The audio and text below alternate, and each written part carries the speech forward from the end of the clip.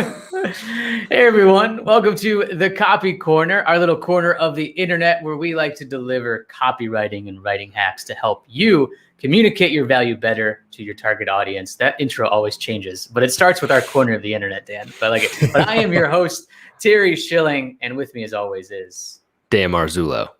Dan Marzullo, deep voice today. How you doing, buddy? I got to get that radio voice. I'm practicing, Terry.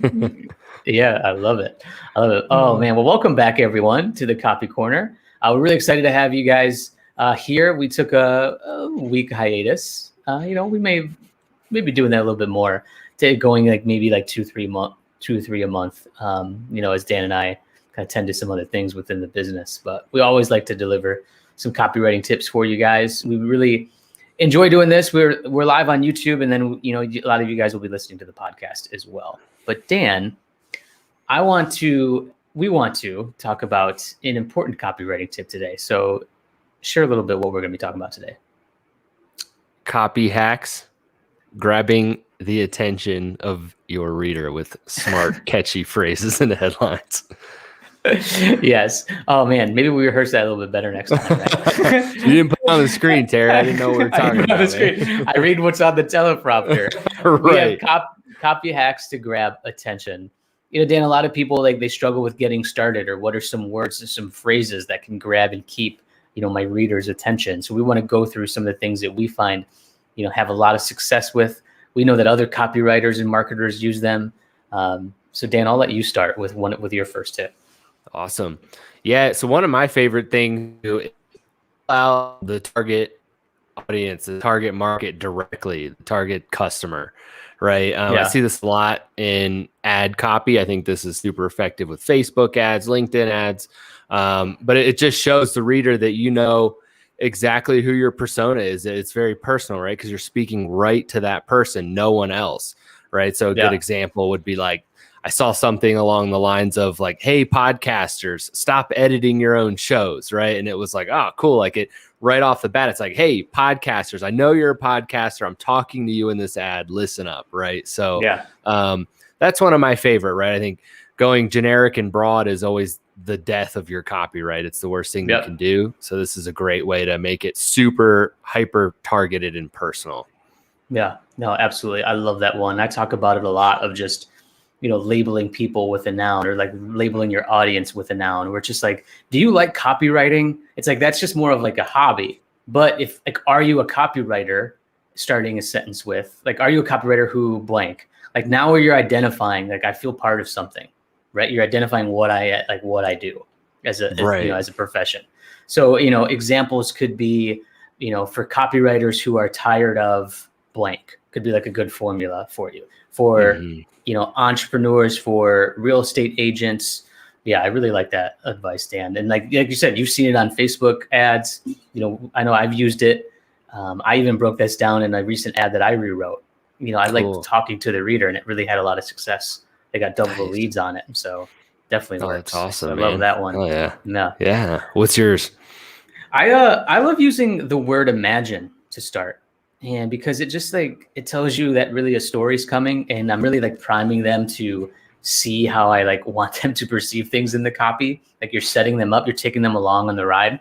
So it's like, imagine waking up every morning with, no back pain, right? If you're like, it's just, you can even be even more specific emotions. But when you say the word imagine, again, you're going along, you're setting them up. There's like, okay, I'm now visualizing what this person's talking about in the copy. It's one of the most compelling copywriting words, in my opinion. I feel like it typically works. It gets people to keep reading. So if we're talking about grabbing attention, if you do imagine and then you just talk about some type of desire or some pain point, there's a good chance you're going to get the reader to go along with your copy.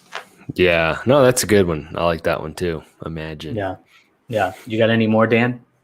Yeah, my second favorite one would be, and you can kind of combine this with ones that we've just been talking about right now, but you're leading with a question, right? Tired of your blog not getting enough traffic? ? Right? Something like that. Because again, you're just showing, hey, I get it. I know the frustrations, if you say yes to this question, then click on my ad or whatever, I can give you the answer, right? Yeah. I mean, questions they open up this loop in our head that we naturally want to close. So it's always a good, opportunity. And, are you looking for a freelance web developer? Are you looking for an experienced freelance copywriter? That's question mark. Like, they're nodding their head yes. The people who aren't looking are going to go away. That's fine. You don't want to work with those people. You want to work with people who are looking for you, right? But that question just leads them, okay, this is a yes to this question. Now, how can I answer this? So I'm going to keep reading. And so I think it's important. It's a great way to start your copy. And then the rest of it's up to you, obviously. But I think that's always a great way. It's like, who else wants to achieve 3 times conversions or like 3 times traffic, right? Question mark. I'm not going to say, no, not me, Yeah, absolutely.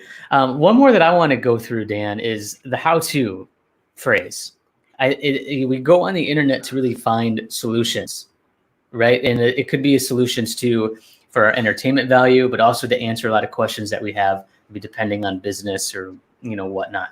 But, there's so many different formulas that you can use, but like how to achieve something. So like parentheses, achieve something desirable in 5 minutes, how to achieve blank without in a common objection, right? How to achieve desired result in a time frame. I think those how-tos, I find when I do that with my email subject lines, I have some of my best open rates. Let's just say if you are doing like a Facebook ad, I think it's a great way, to have that, or even like on your headline in the Facebook ad, in your sales page as well, on your website, like services page.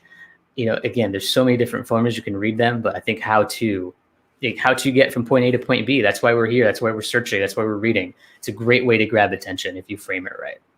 Yeah, that's my first thought, Terry, when you say that is a blog headline that somebody's going to search on Google, right? Typically people are Googling stuff because they want to get the answer to whatever it is they're searching. So if your first headline is oh, cool, I was literally looking how to do that, click, right? Yeah, it helps with SEO too. Yeah, absolutely. Like how to fast track your desirable results, like plug that in, right? So it's always a popular one for me, to use, just like when I'm like, kind of in doubt, writer's block a little bit. It's like, okay, how can I really just think about the pain point? And this is where research comes in too, Dan, of knowing your audience's pain points and who you want to talk to, right? And then that how-to can just really help answer that question and get them to keep reading. Yeah, absolutely. No, those are great. I think that's some good phrases there to get everybody started, some good formulas and ideas. Yeah, it can get you down the rabbit hole now of writing different copy. But when we're talking about grabbing attention in like hooks, if you will, or like openings, like opening lines of your copy. Imagine how to talk to exactly, like call out who you're talking to, what Dan mentioned, and then ask a question, keep them reading as an opening line. I mean, we've seen that in like probably so many movies, so many like, comedy bits, things like that for us to like sit down and keep watching commercials. I know we see it all in a lot of commercials. Like, are you tired of blank? It's like, yeah, I am. It's like, well, what if I told you, right? It works. It's advertising. It's proven advertising methods, especially with copywriting. Right. People wouldn't be doing it if it wasn't effective, right? Yeah, 100%. Well, all right. That was our episode today for the Copy Corner, copy hacks to grab attention. We hope that you find them actionable and practical as always. Dan, anything else? Yeah, just drop your favorite attention grabbing headlines and formulas in the comments. I want to see what else people like that we didn't cover today. Yeah, absolutely.